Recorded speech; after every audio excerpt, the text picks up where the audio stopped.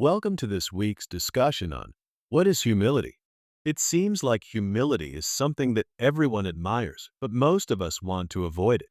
Being humble goes against all social rules. If you are humble, you must be a wimp, right? There are things we must do to be called humble, but it is also what we must be. Think of all the people you admire, both living and those who have passed away. If you would describe them, would the word humble be a part of your description? Becoming humble is not an overnight occurrence. Defining humility and defining love are very similar. At the root of this definition is placing the needs of others before your own. Let's look at a few examples of what it means to be humble. When invited to a party, do you rush to the people you either already know or that you want to meet first? Or do you look for the one who is alone that everyone has ignored? When you go only to those you know, you are being prideful in wanting to be seen as one of the popular people. Do you only invite your favorite neighbors for a meal, or is everyone welcome? Do you do nice things for people for the recognition or out of your love for God? Do you want to make sure that whomever you provided some type of service for knows that it was done by you? I have witnessed people doing something very nice for another, but then told them, "I did this for you." They have already received your reward. When someone is telling you a story of what happened to them, do you listen intently to what they want to tell you? Or do you interrupt and tell your own story, which you believe is far more important? When speaking to someone, regardless of their social status, do you make them feel like they are the only person in the world by your intensive listening? There was a group of church communities that had created a competition of programs for children to learn how to give. Several church communities were involved.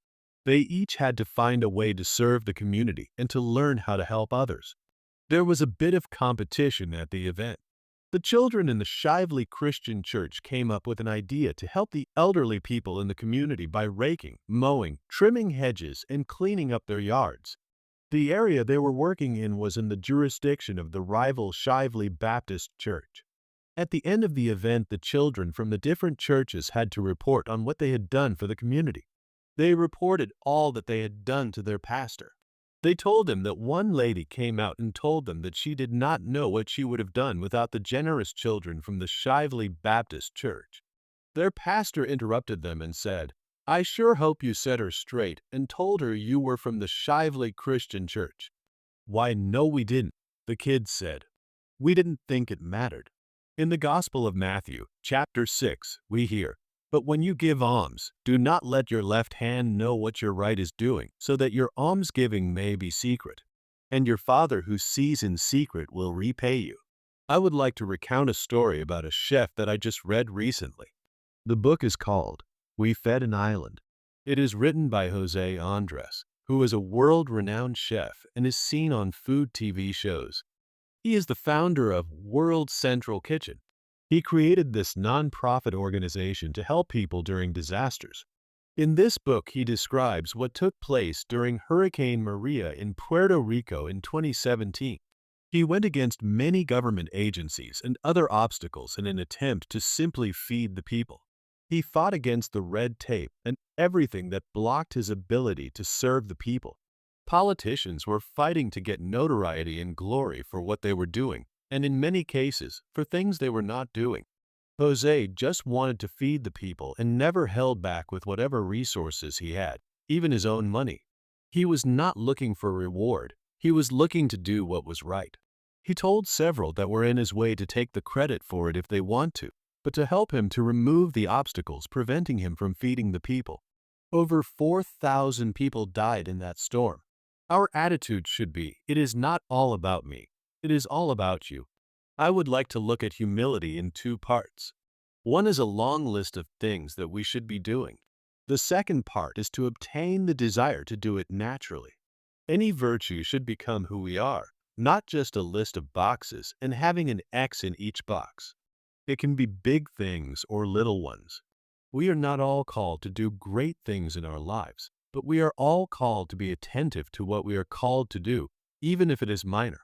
Pick up a piece of trash that someone neglected to place in the receptacle 2 feet away and keep on going. Move a shopping cart so it will not hit a car, even if no one is watching. Your reward will be later.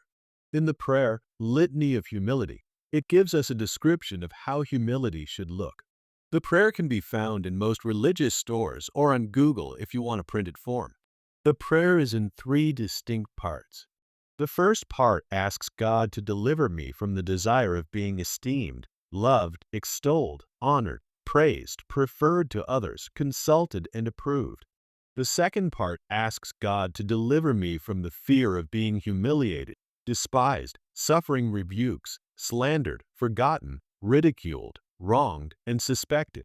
The third part asks God to grant me the grace to desire to be treated less than others in various ways, like being loved, esteemed, lower world opinion of me, chosen, praised, preferred, and holy.